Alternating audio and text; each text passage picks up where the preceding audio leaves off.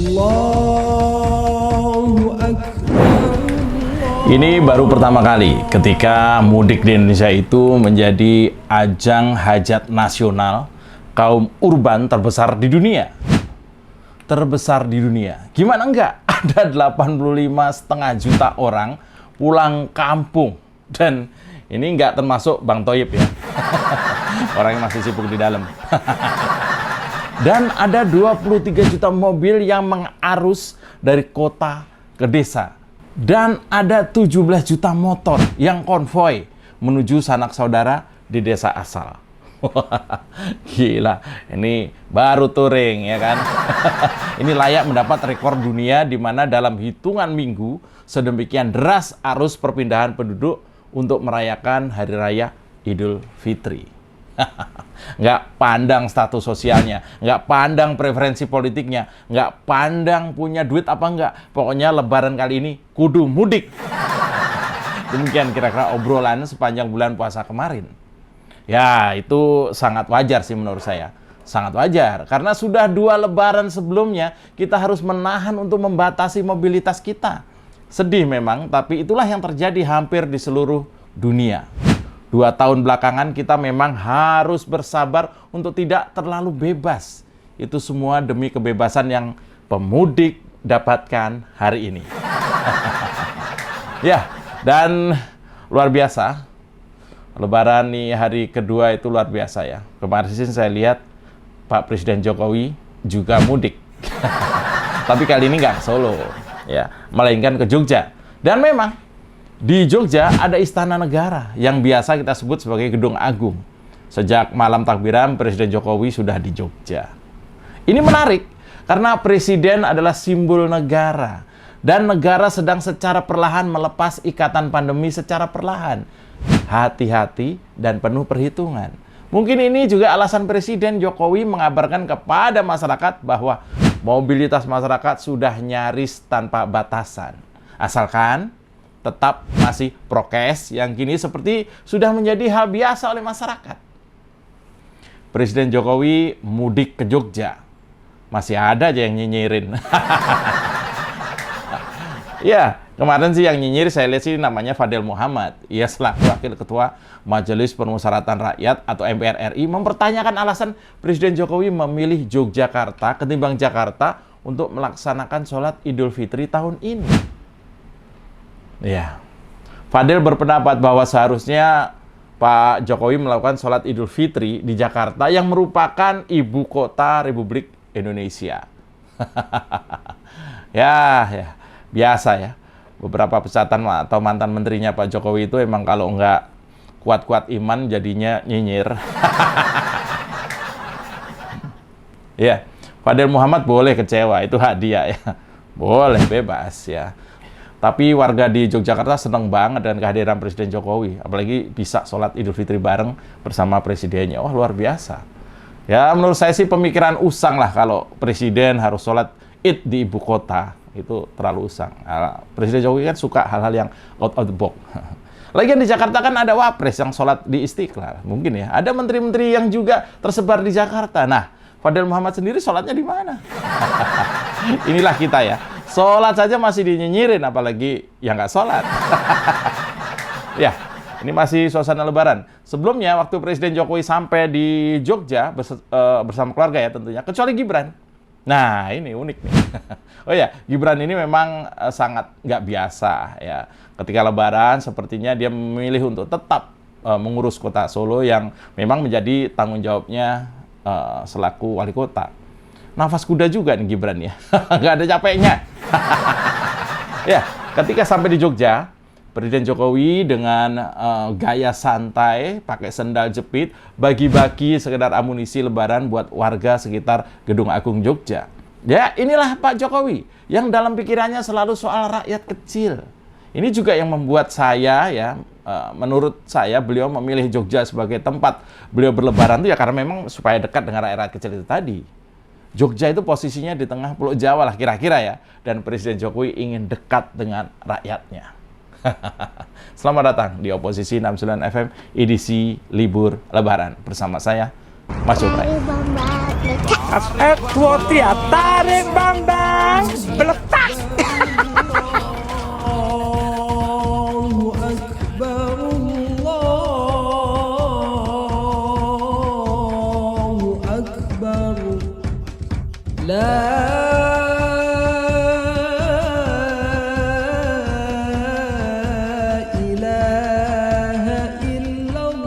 Minal aidin wal faizin, teman-teman semuanya, Presiden Jokowi berlebaran di Jogja. Tetap aja sama kadrun digoreng sampai kering.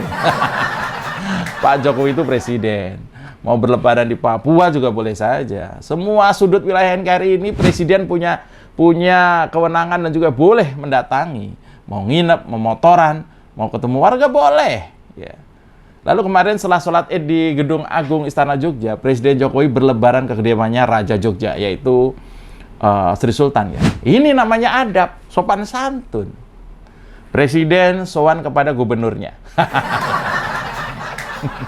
Ini yang mau ditujukan oleh Presiden Jokowi, bahwa apapun jabatanmu, kalau memang lebih muda, ya sebaiknya datangilah yang lebih tua.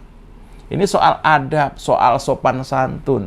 Dan terlihat seperti dua sahabat lama nggak ketemu. Presiden Jokowi dan Sultan Jogja terlihat asik dan akrab bicara. Luar biasa ya. Presiden Jokowi juga tetap memantau perkembangan mudik sambil tetap berkoordinasi dengan kementerian yang terkait. Ya. Tetap bekerja sebagai presiden di tengah kegembiraan rakyatnya menunaikan apa yang disebut sebagai perayaan besar umat Islam, yaitu Idul Fitri dan juga libur panjang. Pandemi sudah tidak terlalu ketara lagi. Ya. Saya melihat perekonomian menjelang Lebaran juga memberontak dari libur panjangnya. Sangat bergairah dan menyumbangkan optimisme yang luar biasa. Saya melihat berbagai sendi kehidupan masyarakat yang tadinya lesu, kini nyaris pulih dan makin ngegas. Di Istana Jogja, Presiden tersenyum.